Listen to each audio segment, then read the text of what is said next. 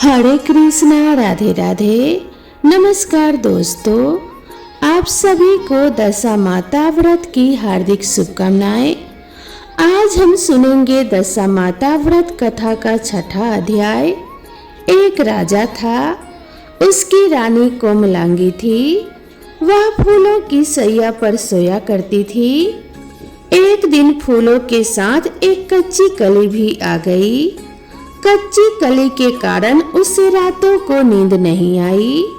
वह करवटें बदलती रही। राजा ने पूछा, प्रिय, आज क्या बात है जो तुम्हें नींद नहीं आ रही है? रानी ने बताया कि आज फूलों में एक कच्ची कली आ गई है। वह मेरे शरीर में चुभ रही है, इसी कारण मुझे नींद नहीं आ रही है। राजा के शयन कक्ष में एक दीपक जल रहा था, जिसे ज्योति स्वरूप कहते थे। ज्योति स्वरूप रानी की बात सुनकर हंसा। राजा ने हाथ जोड़कर उस हंसने का कारण पूछा। ज्योति स्वरूप ने बताया कि अभी तो रानी को कच्ची कली के कारण इतनी तकलीफ हो रही है। कल सवेरा होने पर जब रानी के सिर को बोझा ढोना पड़ेगा, तब इनकी क्या गत बनेगी? राजा ने पूछा कि क्या मेरे जीवित रहते ऐसा संभव है? तब दीपक ज्योति स्वरूप ने उत्तर दिया, हाँ संभव है, तुम्हारे जीते जी संभव है। ज्योति स्वरूप की बात सुनकर राजा ने मन में सोचा कि देववाणी कभी असत्य नहीं होती, होने को कौन टाल सकता है। रानी को अवश्य बोझा ढोना पड़ेगा, परंतु यह तो हो ही सकता है कि यदि मैं इसे एक संदूक में बैठाकर समुद्र में बहा दूं, तो संभव है कि यह बोझा ढोने से बच जाए, क्योंकि समुद्र में डूब जाने पर बोझा ढोने से बच जाएगी। राजा ने उसी समय रानी से कहा, चलो मैं तुम्हारे मायके में छोड़ आऊं, कुछ दिन तुम वहीं पर रहना। रानी बोली, परंतु महाराज, मेरे मायके में तो कोई भी नहीं है, मैं वहां किसके पास रहूंगी?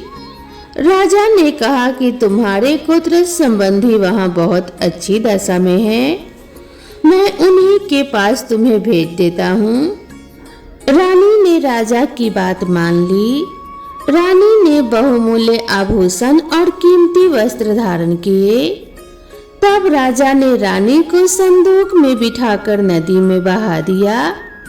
वह नदी समुद्र में ऐसी जगह मिलती थी जहां पर राजा के बहनोई का राज्य था। समुद्र से मोती निकालने का ठेका राजा के बहनोई ने ले रखा था। वह संदूक बहता बहता जब राजा के बहनोई के इलाके में पहुंचा, तो उसने मल्लाहों को आज्ञा देकर संदूक को समुद्र से बाहर निकलवा लिया। संदूक को उसने अपने महल के शयन कक्ष में भिजवा दिया और आदेश दिया कि मेरे पहुंचने तक इसे कोई नहीं खोलेगा। राजा का बहनोई, जो उस जगह का स्वयं राजा था, उसके शयन कक्ष में संदूक के पहुंचते ही रानी को पता चला कि इस संदूक को राजा ने समुद्र में पाया है, तो वह फौरन शयन कक्ष में आई। उसने पहरेदारों को हट जाने को कहा। रानी ने संदूक को खोल लिया। उसे संदूक के अंदर 16 श्रृंगार किए एक स्वर्ग सुंदरी मिली। रानी ने अपने मन में सोचा, यदि राजा इसको इस दशा में देखेंगे तो इसके ही हो जाएंगे और मुझे छोड़ देंगे। इसीलिए उस रानी ने सब जेवर कपड़े उतारकर उसे फटे पुराने कपड़े पहना दिए और संदूक में बंद कर दिया। राजा जब बाहर से महल में आए, तो उसने अपने रानी को शयन कक्ष में बुलाया और रानी से पूछा कि क्या तुमने देखा है कि इस संदूक में क्या है? रानी ने उत्तर दिया, मैंने कुछ नहीं देखा है, मुझे नहीं पता कि इस संदूक में क्या है। राजा ने रानी के सामने संदूक खुलवाया तो उसे संदूक के अंदर फटे पुराने कपड़े में एक स्त्री दिखाई दी जो कि एकदम भिखारन लग रही थी। रानी ने कहा, यह कोई भिखारन लग रही है, इसको कारखाने में भिजवा दिया जाए, वहां लकड़ी ढोकर अपना जीवन निर्वाह करती रहेगी। राजा ने रानी के कहे अनुसार उसे कारखाने में भिजवा दिया। एक दिन रानी की सहेलियां नदी में स्नान करके दशा माता का डोरा ले रही थी। उनके पास एक डोरा रह गया था। वे यह सोच ही रही थी कि इस डोरे को किसे दिया जाए। उसी समय लकड़ी ढोने वाली रानी वहां पर आ गई। उन्होंने उसे रोककर पूछा, बहन, हमारे साथ दशा माता का एक डोरा ले लो। रानी ने कहा, मुझे डोरा लेने में कोई हर्ज नहीं है, परंतु मुझे तो खाने भर को नहीं दिया जाता। मैं इस डोरे की पूजा कैसे करूंगी? वे बोली कि तुम इस बात की चिंता मत करो, हम हर रोज इस जगह स्नान करने आया करेंगी। 9 दिन तक हम यहाँ पर कथा कहेंगी। तुम भी रोज आकर कथा में शामिल हो जाया करना। 10वें दिन पूजा होगी, तब तक दशा माता चाहेंगी तो तुम्हारी दशा बदल जाएगी। रानी ने दशा माता का ध्यान करके डोरा ले लिया। उसी दिन रानी के पति राजा को यह चिंता हुई कि रानी को संदूक में मैंने बंद करके तो बहा दिया, परंतु पता नहीं उसका क्या हाल होगा। उसकी खोज खबर लेने के लिए राजा एक नौका पर बैठकर नदी की यात्रा करता हुआ अपने बहनोई के यहाँ पहुंचा। संध्या के समय वह अपने बहन से बोला, मेरे हाथ पैरों में बहुत दर्द हो रहा है, किसी दबाने वाले को बुलाओ। तब उसकी बहन ने लकड़ी ढोने वाली भिखारिन को बुलाकर लाने की आज्ञा दी।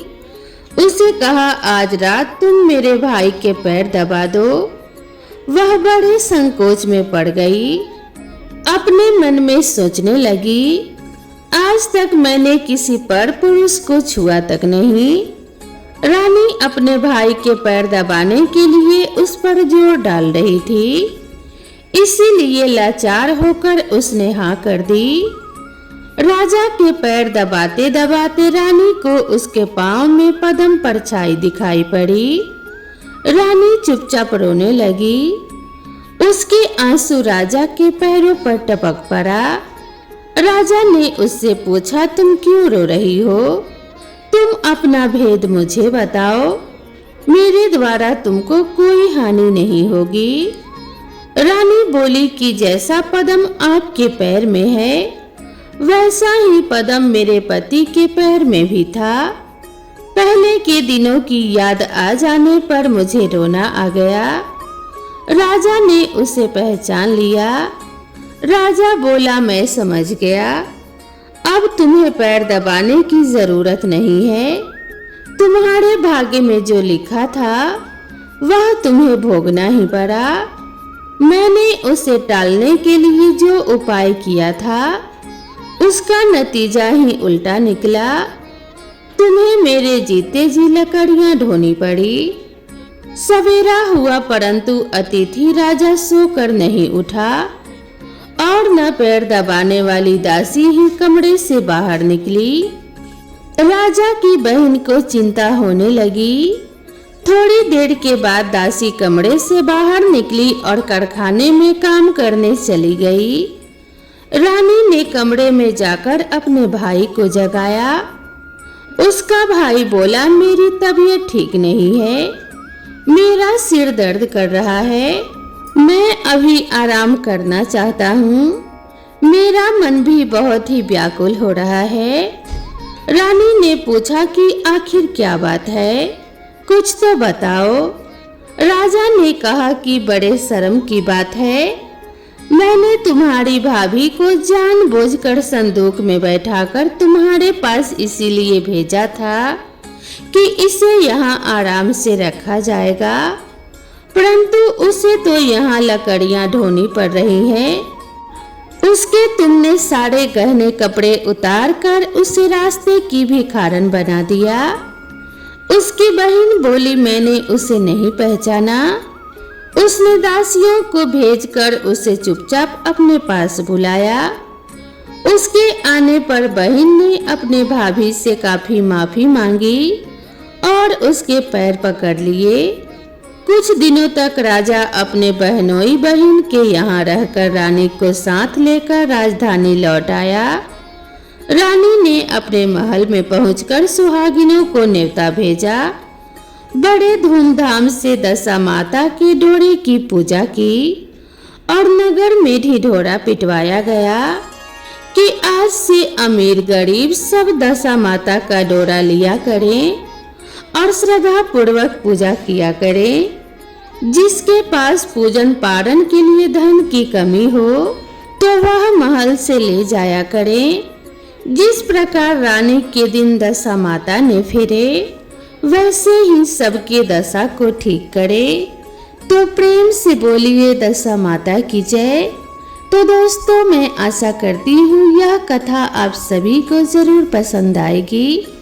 वीडियो पसंद आई हो तो वीडियो को एक लाइक जरूर करें और साथ ही मेरे चैनल से जुड़े रहने के लिए इस चैनल को सब्सक्राइब करना बिल्कुल ना भूलें। तो दोस्तों, मिलते हैं इसी तरह की नई कथा और नई कहानी के साथ। तब तक के लिए राधे राधे।